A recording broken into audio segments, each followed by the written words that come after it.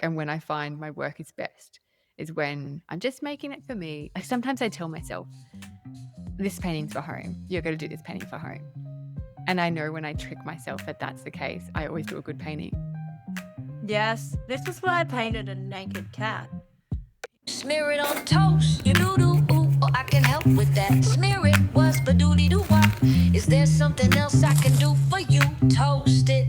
It sounds like But soft, what light through yonder window breaks? It is the east, and Smerdon toast is the sun. Ah, that was beautiful toast. And that leads us straight into the painting challenge you set for this week, light. You set the topic. Let's see what you came up with. So I set this topic to be a little bit more broad, but I found it was not not so much in my favor. It retaught me all these exercises teach me the same lessons over and over again, but it retaught me the value of restrictions because it Mm, was my topic and light has been something I've explored through my own work for a long time. I thought it would be this easy pass, kind of an easy one, but it, the pressure became quite intense um, because all of a sudden I had to make it everything. You know how we were talking about last night, putting everything in one painting. It's like, what am I going to do for light? You know, this is all I'm ever about. So but it's yeah, everything at the same time. There's, so much. Yeah. yeah, too much. And so I was thinking, oh, I should be a bit more poetic about this and not just go for the sunbeam um, thing that I quite like in my work. And yeah, I really procrastinated a long time over it. I did one painting of a nude cat, this is not that painting. Wait, a nude cat? How A is a nude, cat nude? I know. So sorry, not a nude cat, a hairless cat. Oh, gotcha. Which I guess is a nude cat. It's the same thing, It's, really. I call it my naked cat painting. Um, but yeah, so I, yeah, it was so funny how it trips me up and how it always trips me up. Um, Yeah, we yeah, so need restrictions. We restriction. need restrictions. Yeah. Yeah, otherwise, I mean, art itself is it's the kind of pastime or profession that's so broad. Uh, when I was in my undergrad, I really liked sculpture, but sculpture was such a broad topic in that where does your sculpture end and life start, especially when you're doing installation work and then I went on to performance work. So I returned to painting for those restrictions of the canvas, at least. And I was talking to my performance teacher, Marie Bracker, about it, and she was like, the more restrictions you build around your work, like the more you box yourself in, you explode with sort of more force, or you find a less literal path to, describe something. But yeah, so the light thing, I I use sort of one or two sentences to describe a lot of my work. And the first one I stole from a boy I used to exchange poetry with in my youth, and it's called Ways of Mapping Sunshine. And I've called a lot of my paintings that, Ways of Mapping Sunshine. 1, 2, 3, up to about 50 now. That's lovely. That's really Yeah. nice. Well, it's Yeah. everything that we do, isn't it? Like Yeah. we're just tracking this really intangible uh, substance, light. Yeah. That we can't actually track and we can't capture. Like, I think that's so interesting if you have a look at it like a Venn diagram almost of, well, light is color, right? Like, color is just a reflection of light. Is it? Well, is it? I don't know. Technically, I think it is. Um, Physics lesson. yes. Don't. don't get me on the science stuff. But like if you think of like a Venn diagram of a massive circle of all the colors that exist or all the light that exists, what we can actually see is like a very small section of that. And then what we can actually paint is an even smaller section of that. So it's this never-ending puzzle of how do we paint light that we can't paint and then we can't fully see. True, true.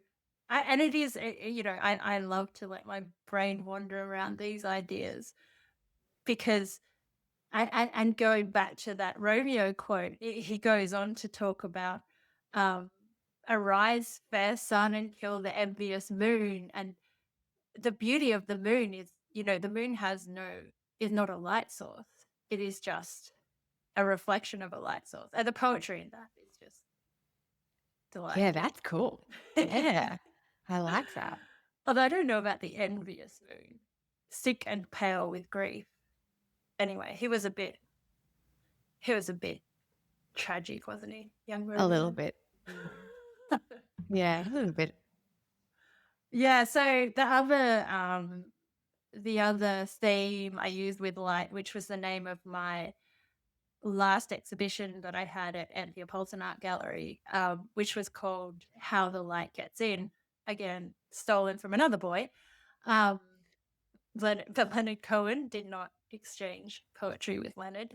Would have been nice, But though. it would have been. Yeah, How the Light Gets In, and that was sort of still on that theme of light and just that physical property, but also the metaphoric idea of how to, find those moments of light in your life. And it happened to coincide when we lost Audrey, who was our dog, which was probably one of the most tragic things I've experienced. And I just had to keep painting to just stop my world falling apart, to be honest. Yeah, so not so much painting as therapy, but painting as just movement to, work. Keep the mind busy. Yeah, distraction. We should delve into that one. Yeah. But that's interesting because, often people, like I think my whole life I've used art as a way of processing the emotions that I was going through. And I think it's a lot easier to create out of sadness. And I don't know if that's a universal Yeah. thing, but I find that like it's so much easier to write a song when you're heartbroken or you've got grief or and I guess it's the same for painting, maybe? It's I don't know. meatier, isn't it, Grease? It's something you can really sink Yeah. your teeth into. Yeah, and maybe it's more compelling. Like I think that idea of the tortured artist, there's something to it, right? Like it does help us create. But I think the real beauty is tapping into not needing the sadness to be able to create. And when you do that, you're onto a good thing because you don't want to keep tapping into the sadness. That's not a good thing. Well, it's something I've always struggled with because I feel like I've definitely committed my life to art, but the path of sadness and depression and any kind of substance abuse that may come along with that, I've always resisted and tried to keep a happy, healthy life. And that's been tricky how to still tap into these. I think it's a universal theme. Everyone pulls out a poem at a funeral. Like it's when we need art. All kinds Yes. of trouble. Yeah, absolutely. Yeah. You've been a big part of that for me, I think. Like, I think, I think once we were talking about how after an exhibition or after a period of creation, you just get into this real depressive slump. Like that project's finished and, or, when you submit something to an art competition and you don't get any feedback or you don't get a letter back saying that you got selected, that can be really hard. And I think I've really found a lot of help in chatting to you about it and your encouragement, and you're teaching me not to be negative about my own work. And everyone needs a toast. Every artist needs another toast artist to help them through it. Someone who knows what you're going through, who's been there or is experiencing it at the same time, to share Everyone that needs a with. Smerdon. Yeah. Everyone needs to smear on their toast. They do. Yeah. But it is so interesting. Gosh, we're going deep now. But I know. yeah, But light is, Li- I mean, it makes you go deep, doesn't it? well, because it's only expressed through the shadow. Mm. And when I'm teaching, it's like this is the first exercise I give. Separate shadow from light. Yeah. And it's a hard exercise. Maybe we should set that for ourselves. Yeah. Where is the edge? And yeah, gosh, I haven't even fit in my poem yet. I know. You better pop it in. I don't think I can fit it in. I have a poem that I had when I was I listened to it when I was in my 20s, and I couldn't find it for years and years and years, and now we have the internet. Hooray. So I Googled this poem, and it's just a few lines that I remembered, and I couldn't find it. And last night I deep seeked it. and Deep Seek came up with the lines, and I said, "Oh, can you write the rest of the poem out?" And it wrote out the poem. And I was like, "Oh, that poem is not half as good as I remembered it." And yeah, then I this morning remembered a few more lines and Googled the extra lines and found that Deep Seek had lied to me. Shock horror. AI lies. I know that AI lies, but it hadn't lied.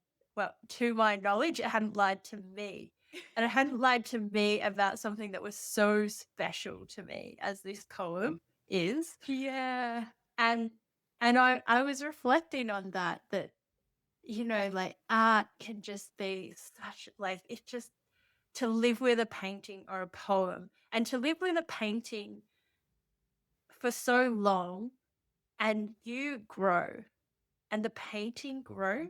Have you ever been to a gallery and you go and visit the same painting and you're a different person from when you were 20? Yeah. And you grow, like, isn't that amazing that you can make something that is mud on canvas, yet it has this possibility to be a living thing, and the same way a poem can be a living thing? Yeah. Unless it's creepy, like, I can't remember the author's name, but you know how there's a book and it's about a painting, and as the guy kind of the main character does bad Dorian things. Gray. Yes, Dorian Gray. Yeah. Unless it's like that. And then that's kind of scary and creepy and like my worst nightmare. A painting reflecting the worst parts of you. And it is, like, it's almost heavy-handed, but in a way that's what it is. Like, Yeah. it is. Yeah, that's cool. I like that. That's cool. Your picture's beautiful, by the way. I really loved how the bottom of it has been left so, like, just your first pass. It's left so raw, and then the detail is in the face. If you're listening on podcast, it's a good opportunity to have a look on YouTube or on our socials for the finished piece. Well, as I was talking about before, that I had this problem with the subject matter, and I did the painting of the nude cat, and then Anne said, "Hey, let's record tomorrow." So I was like, "Oh, I need to do a different one."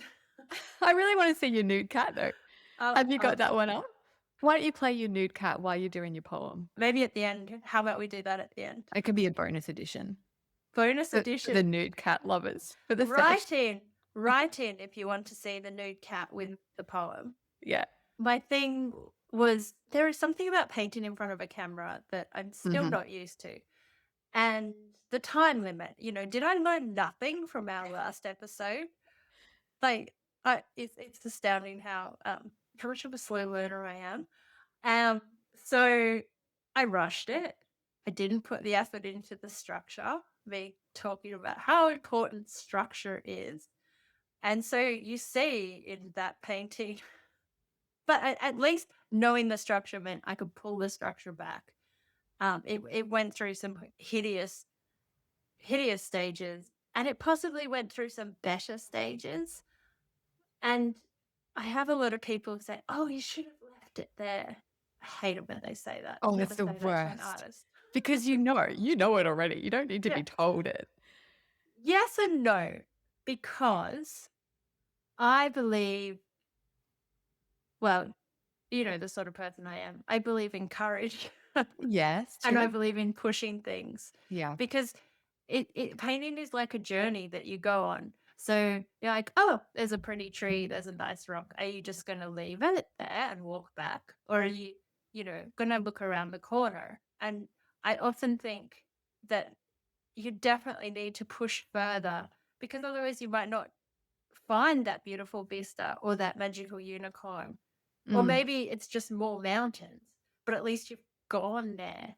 And that's super important to me. And I think luckily, because of doing an art degree in the 90s, that was the process was really pushed on us, that it is about process and it's about that journey rather than the end product.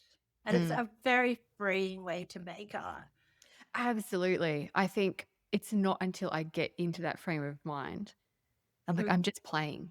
That's when I Yeah. do my best work, when I'm like, okay, this is an exhibition piece. This is a big canvas. This is going to Oh, be one that's going to sell. kills the There's painting. nothing. Yeah. It's like a recipe for this is not going to work. Like, but Pretty much. and it's really frustrating because I remember with watercolor, like watercolor paper is really expensive. So I would go, okay, I'm just going to have a play and have a little practice and I'll just muck around on some cheap stuff. And I always did brilliant work that was on rubbish paper that would buckle and you couldn't frame or you couldn't sell. But I had to do that to get into the mindset of let yourself play. You're not wasting expensive paper. No. But then I couldn't use any. It was a catch-22. Anyway. I think that you cannot be cheap with paint. It's just, I don't know, buy cheap paint. I started out with acrylic paint. One of Shane's first romantic gifts to me, because he was working as a house painter, he said, come. And he took me to the workshop, and there was buckets of different coloured house paint. Oh, it was like the best bunch of roses. That is so sweet. That's really And lovely. so we're married. Yeah. He's a keeper. My mum taught me that actually. She would buy me good stuff. And she's like, don't waste it on bad stuff. Don't waste a good painting done with bad materials. So she was really supportive and that's she would buy the best of the best for me. Yeah. And then you get used to it. And then you go to like a cheap paint brand, which has got all this filler, and you realize that you just don't have the range of capability with that paint because it's got filler in it. So the pigment's not as tinting or it's not as strong or you just can't. Yeah. Sometimes I like a cheap paint. Yes, if you know. Yeah. I think you need to know what you're sacrificing for it and then therefore how it works. I wonder. I don't think I've ever really splashed out. I definitely go middle of the range, but yeah, I don't think I've ever experienced $100 tube. Yeah, I think my cobalt turquoise light and my cadmium reds are pretty like $50 tubes for little tubes. Yeah. Are they the real cad reds? I stay away from those too. I should stay away from cadmium. Hues. Yeah. It's like the 100 in Japan. They have $100 grapes. I really want to eat them. They probably taste just like ordinary grapes. It's just great marketing. I don't know. They do grow them. Apparently they're really sweet, but I don't like. I'm so boring in terms of what I eat. Like I'm vegan, and don't judge me. Well, like a grape would be very good then for you. But I don't like go out to dinner and stuff. So I'm like, Yeah. I love fruit so much. So this would be my big go out to dinner by the $100 grapes. I think that's justified then. I think you can do it. Plus a plane ticket. Plus a plane ticket to Japan. Yeah, okay. It might be slightly more expensive grape then. Yeah. We digress. Yes, we do I can't digress. wait to see your painting. All right, let me pop it up. Smear it on toast, you do do ooh, or I can help with that. Smear it was but doody doo wop. Is there something else I can do for you? Toast it.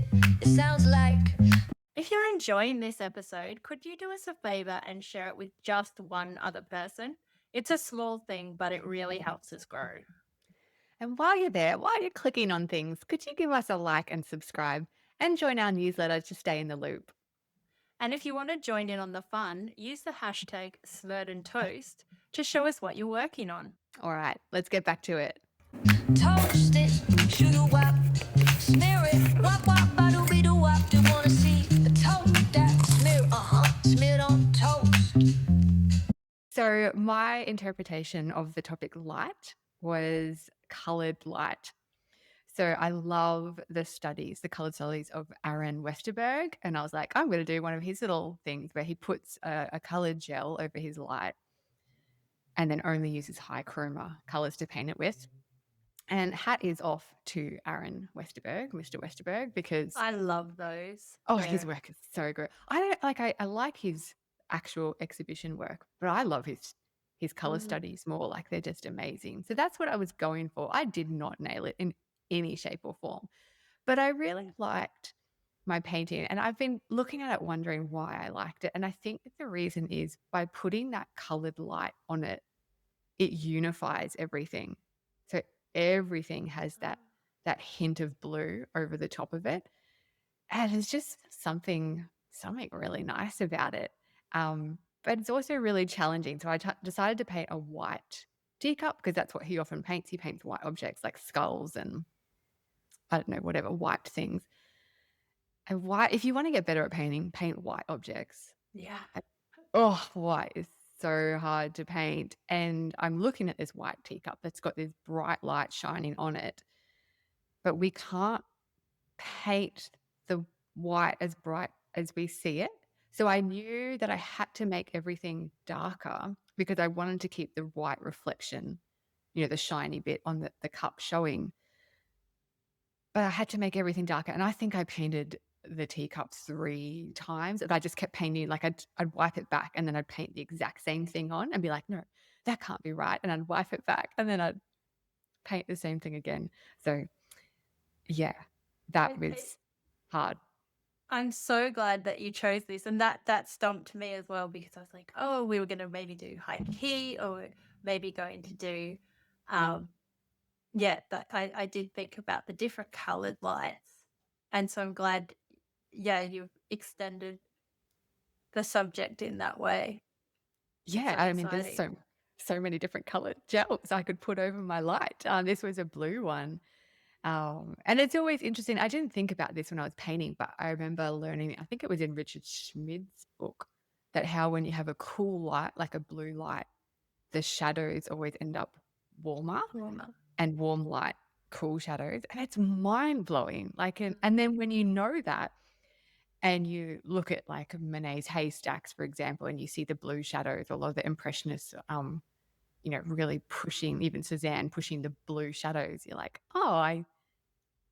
they were seeing what I'm seeing right now, like years later, but we were still thinking about the same thing. Cool light, warm shadows, warm light, cool shadows. Like it's really cool to just think I'm thinking about the same things that they were. So yeah, And that art can be that conversation across the ages. yeah, it's really cool. So I think my picture was a little bit more, realistic than I was imagining in my head. But that's the ultimate thing I'm trying to do in my work, trying to change about my work, is that it's once you can paint something realistically, like a photo, that's easy. It's actually really easy to paint exactly what you see. It's really hard to then interpret it and change it up and think about making it pretty. I find Yeah. that so interesting because I never came from that point of view. I guess coming from a 90s art school experience where my teachers were probably influenced by the 70s or the 50s or 70s abstract expressionism. And Okay. so photorealism was not really a thing. I mean, I mean, there was Jeff Koons um, but it wasn't a thing as an end to itself, which happens now. So I find that intriguing when you mentioned that, um, because paint, it's paint has always had to be paint for me. Yes. Like the gesture has to be there. Um, but yeah, I'm sort of glad I'm free from that. Yeah, well, it's where I'm trying to be, and it's interesting that difference. Like you've come from an art school background. I don't call myself self-taught because I feel like we've all learnt. Like I've been to workshops and I've read artist books and I've had different artists, you know, be so generous with their time and answering my questions and things like that. So I'm not self-taught, but I don't have that arts degree background. I studied architecture. So it's slightly different. So it's like we're coming at the same problem, but from two different sides. Yeah, and I don't think it's even art school. I think it is also a moment in time because there's definitely more of a that bottle looks stunning. There's more of a influence of this sort of rebirth of realism, like a second renaissance. Um, in that, yeah, the people are around. I always thought that it was frowned on, but it wasn't necessarily pushed. Yeah, I'm talking representational painting. There's so many. Yeah, I still think it's the same. I think representational painting, or so for someone who doesn't know what that is, something that represents something, like you Looks can like a see thing. what it is. Yeah. If you're painting a person, it looks like a person. Uh, I think there's a huge uh, industry for that overseas, but in Australia, it's kind of poo-pooed a little bit. It was. I think it's coming back, and I think you can see that it just in the last couple of years because we're sort of 10 years behind the rest of the world. Yeah, In terms particularly of in the art scene. Yeah. yeah, but you can see it coming out, and I think Julian Ashton is pretty much still our only atelier Yeah. style. And I got through art school as a life model, so I was modeling for the National Art School Cool. and then Julian Ashton's. So the National Art School had me dancing around and they had to draw me while I was moving. And then Wow. Julian Ashton's had me sitting. I remember I did a seated pose for 6 weeks, 6 hours a day, like 6 Mondays. Wow. And of course, I had to do something ridiculous twist because that's the kind of person I am. Yeah. And you had to hold that. I had to hold that. My leg went dead. Wow. But doesn't that just show the difference in the two different schools of art school right there? Yes. Yeah. And I couldn't relate to them. I thought they were a little a bit stuffy, Which one? but The Julian Ashton. Julian Ashton. Yeah, okay. Because I Interesting. was young and I mean I went into art wanting to change the world. Yeah. And yeah, then since leaving art school and then doing all the things I did and then I've returned and I see a lot of value in that atelier style training, although I hope I put my own bent on it. I don't think you have to render. I'm not Yeah. massively rendered. I As you think can it's see. yeah. No, I think that's interesting because, like I think we need to have a bingo because I'm going to mention Zoe Frank again, and I feel like we mention her every episode, so have a bingo there. When you look at her work and it's so conceptually, she's pushing things. The whole world is looking at her. The art world is looking at her right now as one of the leading artists, I think, just doing really interesting stuff. And yet she's had that atelier background, that traditional classical painting for 3 years, first year probably doing just black and whites and not even adding color. And you can see that because she has that background She's in learnt the representational. language. Yeah, she's learnt the language exactly And how then you what are you say going it. to say? But she Yeah. does talk about how she had to go from that and then do an MFA Yes. to get that conceptual broadening. And yet, what do you want to say? Yeah. And that's why, I mean, there's so many people love to complain. So whatever path you take, you'll find people. They complained at art school that there was no, sorry, at university that there was no structure, and then as soon as you give someone, oh, you should do this, they're like, oh, you can't tell me what art is. Yeah. It's like, okay, what do you want? Yeah. What do Yeah, you I know? get that. Yeah. I don't think art should be able to be judged and marked, and I think it is subjective in that sense. But if you want to say something, yeah, there are so many ways. There are so many languages that you can learn. I mean, I love abstract work as much as outsider art, as much as this gorgeous me. I'm not interested in rendering myself, but I appreciate so much the rendering you have created on this magnificent bottle. Like, I mean, there's just so much poetry in this painting.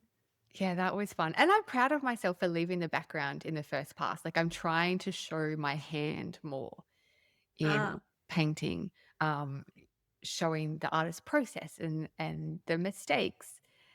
And I think that's something you touched on last week with yours as well. So I was like, no, I don't have to fix up that background. It shows how this was created, and I really love that. So I'm proud of myself. It's a part of painting. Like, this is, and when I went to New York as part of my art degree as an exchange, and again, I'm really old, so we learned, and Australia, this is a problem with Australia, is that we don't have a museum down the road. You and I don't. Well, we do a little bit, but I have the Tweed Regional Museum. you have the Tweed Regional, but you're going to go check out a Rembrandt. Actually, you had haystacks, didn't you? We do. We have haystacks. You have Yeah, haystacks. we've got Monet's haystacks right now. And Margaret Ollie's works, like, Yeah. incredible. Yeah. But they didn't have that in the 90s. Tweed Regional didn't even exist. And so I learnt so much about art through books. And everything was glossy. So fast forward, put me on a plane to New York, wide-eyed, 20-year-old, put me in front of a Roscoe. It's not glossy. Yeah. It's the layers. The Yeah. tactility of the paint is something just so extraordinary. And looking at your painting, I went to Bologna last year to see the Morandi Museum. And the transparency of that paint in his still lifes, it's just intoxicating. I mean, words fail. This is why I need poems. It did not disappoint, but it just expanded how I feel about a painting. And I can imagine that this painting would be the same. Like, yeah, we can see it on a screen and you can see it in the, a little Instagram photo, but that dialogue between that background and the solidity of the objects, it looks so yummy. Yeah, that contrast between transparency and opacity is so fun. And you make a good point for anyone listening who isn't necessarily an artist or an art lover. It is such a different experience to see an artwork in print or online and then see it in person, particularly some of those bigger works. Like, they might just look so hyper realistic, and then you go in person and they're so messy up close. Like, they're so incredibly different up close. And Morandi is that, and they're small. Yeah. And you walk in the room and the realism is stunning. And then you go up close and it is just these marvelously executed brushstrokes with transparency. And yeah, I'm getting chills up my spine thinking about that experience. That's so cool. Yeah, we do lack that in Australia. We do have to go overseas We have a couple of Morandis in New South Wales Gallery. Yeah. Yeah. Yeah. Are they always on display? They should be. I think so. Yeah. I don't tend to move them around much. Yeah, that's good. Really, There's really always a good. Grace Cossington Smith that I go and visit. I think that's really interesting, because there's certain paintings that it's not like a little secret, but when I'm in Brisbane, I'm going to go back and see this painting. And it's always there. It doesn't What's your really go Brisbane painting? It's a John Russell Australian impressionist. Not very well known, I think. But yeah, good big friends with Vincent Van Gogh, Renee, Vincent. I'm saying Vincent like, yeah, my old mate Vincent. Good old Vinny. But his paintings are just stunning. And his story, oh my goodness, his story is so sweet. So he met this girl. Oh, I can't remember how it goes, but he met this girl. He ends up marrying her. She dies. He burns all his paintings. Like, he's just so heartbroken that he just burnt everything. Goodness. And it's just the sweetest love story. He should be made into a movie, his story. But his works are incredible. His seascapes, cliff scenes are just so amazing from a distance. And then that invite you to come in close and you look at them up close. Beautiful, beautiful works. So if I'm in Brisbane and I've got time, I will just be standing there. And I cannot stand there in front of them long enough. Like, I just want to be there all day. They're so nice. My Brisbane painting harkens back to my I'm going to save the world through abstract expressionism youth. And it's Tony Tuckson's Pink and Red. It's just very big. Why? So why? It's got a lot of pink. It's those formative paintings, those full body paintings, the abstract expressionism, and it's pink.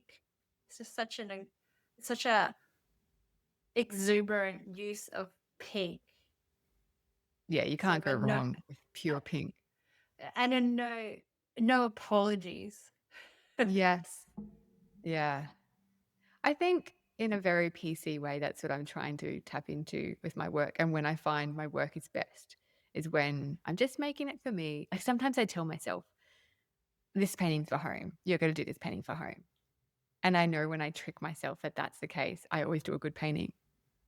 Yes. This is why I painted a naked cat. Yeah. Because, and I think that is brilliant advice in that paint paintings for your home, because in all likelihood they're going to end up there anyway. True. So paint something you want on your wall. Yeah. And I decided it was a naked cat. Yeah, I like a naked cat on my wall. I like weird. I mean, Yeah. Yeah, and I love the atmosphere of this painting. The blue light just really gives it something sinister. Yeah, there is like it's in the middle of the night kind of thing, what's going on. But also, just like I said, the color harmony, that just casting everything in the same color, the color harmony that creates. It's like, oh, I don't need to try and make my painting harmonize anymore. All I need to do is just put a colored light on it and it will work. It's a life hack. Yeah, you don't have to use a Zon palette to harmonize it. If I can get away from using the Zon palette anytime, I'm going to take it. But I love how you use that, like, yeah, the sort of phthalo greens and then the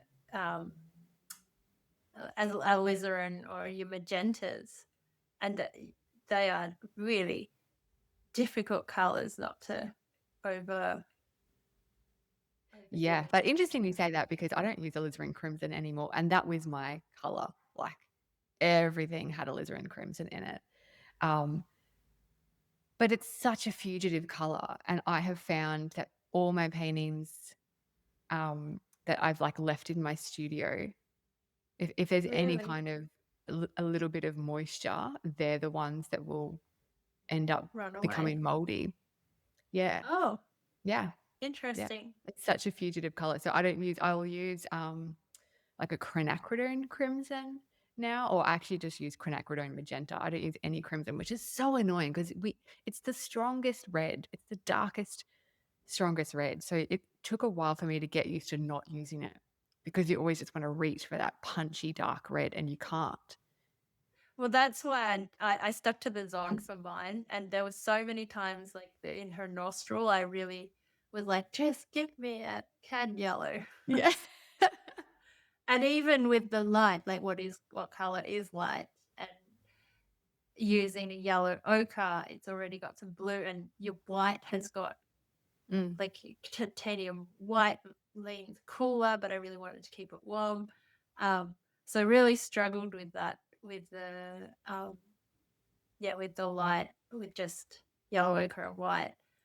Um, but I think restricting yourself away from the easy fix. Mm. Let's make it hard. It's not hard Yeah. enough already. Yeah. Like you were saying at the start, when it's too broad, when someone comes to you, go, just make a painting of anything. It's like a death sentence because there's just so many possibilities. But then when you narrow it down, when you give yourself parameters that you have to work within, like, oh, well, you've only got 3 colors you can use, or it has to be of this color scheme or this theme, it actually forces you to design and come up with creative solutions that comes up with an interesting painting. So light was a hard topic because it was It so was. broad. But I'm What do gonna I'm gonna narrow it down Oh, for the good. next one. Thanks. Thank you. Yeah. Thank you. So we're still gonna be in the light theme, but we're gonna do backlit. Oh, wow. Yeah, That's because great. Oh, yeah. maybe it'll get me away from portraits too. Oh, that'll be interesting. You won't take me away from still life though. Oh, Although maybe I'll do a portrait. I don't know. But I love your painting. Are you even going to make it for sale? and of course it's for sale. We have no Oh. choice as artists. I do love it and I want to keep it, but I have to sell it. So the paintings, I assume yours will be for sale as well. Yep, that one is. Yep. Yep. So Toast's painting will be up on her website, sebastiantoast.com, and my painting is up for sale at smerdon.com. Smerdon, not Smerdon. Which we should explain. The whole point of this podcast YouTube channel name is because everyone mispronounces my name, Smerdon. And with Toast's last name, it was magic that we should go together as Smerdon Toast. But it is pronounced Smerdon. There is no A in Smerdon. But we like Smerdon.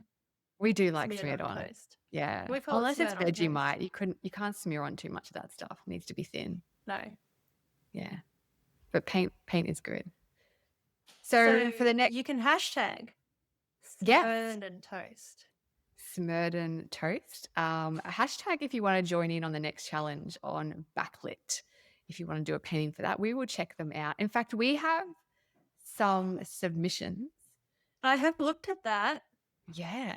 From our previous 2 episodes. Thank you so much. And thank you so much for all the lovely comments. I really liked the comments from our non-painter friends. I feel like we're winning if we can engage our non-painter friends. Yes. Shout out to Nat, who was telling her family all about everything she learned about alla prima and why it's hard and why it's challenging from our last episode. That's really awesome. And I hear that her kids might be joining in on the next painting challenge as well. So yeah, use the hashtag Smerdon Toast if you want to join along. I'm looking at a beautiful piece by Louise Walder Studio on Instagram. Both challenges. Yeah. And she painted light. How did she know? She did all the challenges. She did all the challenges. The Zorn palette. Yes, that's right. They look amazing. A+ for taking on all of the things we talked about. That's really awesome. Yeah, that's really cool. And thank you to Stephen for sharing about our podcast as well. We love it when people share because it helps people to find fellow artists to listen to while they're painting. That's us. Our ugly mugs. You don't have to look at our ugly mugs. You can just listen if you want to on podcast. Yeah, our paintings are for sale. Join our newsletter as well. Yeah. If you want to be kept in the loop about what we're doing. That probably wraps us up for this episode. Unless you want to pop your poem in at the end. No, I'll do the poem. If people want me to do the poem, I'll do the poem over the naked cat. Yes, okay. So if you want to stay in for the naked cat and poetry by Toast at the end, hang tight. Otherwise, put some more miles on your brush. And be kind to yourself. Smear it on toast, you do-do, ooh, oh, I can help with that. Smear it was ba-doody-doo-wop. Is there something else I can do for you? Toast it. It sounds like. So this is called Running Through, Chinese poem song. Oh, I today, sad as Chu Yuan, stumbled to the store in broiling Florida October morning heat, cursing for my wine, sweating like rain, and came to my chair weak and trembling, wondering if I'm crazy at last. Oh, Chu Yuan, no, no suicide, wine, please, wine. What shall we all do, all knowing we're dying, without wine to guide us to winking at death and life too? My heart belongs to Chinese poets and their scrolls. We can't just die. Men need wine, and poetry at least. Oh, Mao, poet Mao, not boss Mao, here in America wine is laughed at, and poetry a joke. Death's a grim reminder to everybody already dead, crashing in cars all around here. Here, men and women dryly scowl at poets' sad attempts to make our lot a whole lot lesser. I, a poet, suffer even for bugs I find upside down dying in the grass. So I drink wine alone. I shudder to think how dead the astronauts are going to a dead moon of no wine. All our best men are laughed at in this nightmare land, but the newspapers preen in virtue. Throughout the world, the left, the right, the east and west are both vicious. The happy old wine bibber is gone. I want him to reappear, for modern China preens in virtue too, for no better reason than America. Nobody has respect for the cat asleep, and I'm hopelessly inadequate in this poem. Nobody has respect for the self-centered, irresponsible wine invalid. Everybody wants to be strapped in a hopeless spacesuit where they can't move. I urge you, China, go back to Li Po and Dao Yuan Ming. What am I talking about? I don't know. I'm sick today. I didn't sleep all night, walked stumbling in the field to get wine. Now I'm drinking it. I feel better and worse. I have something to say to Mao and the poets of China that won't come out. It's all about how America ignored poetry and wine, and so does China. And I'm a fool without a river and a boat and a flower suit, without a wine shop at dawn, without self-respect, without the truth. But I'm a better man than all of you. That's what I wanted to say. What's my duty to up? Is there something else I can do for you? Toast it.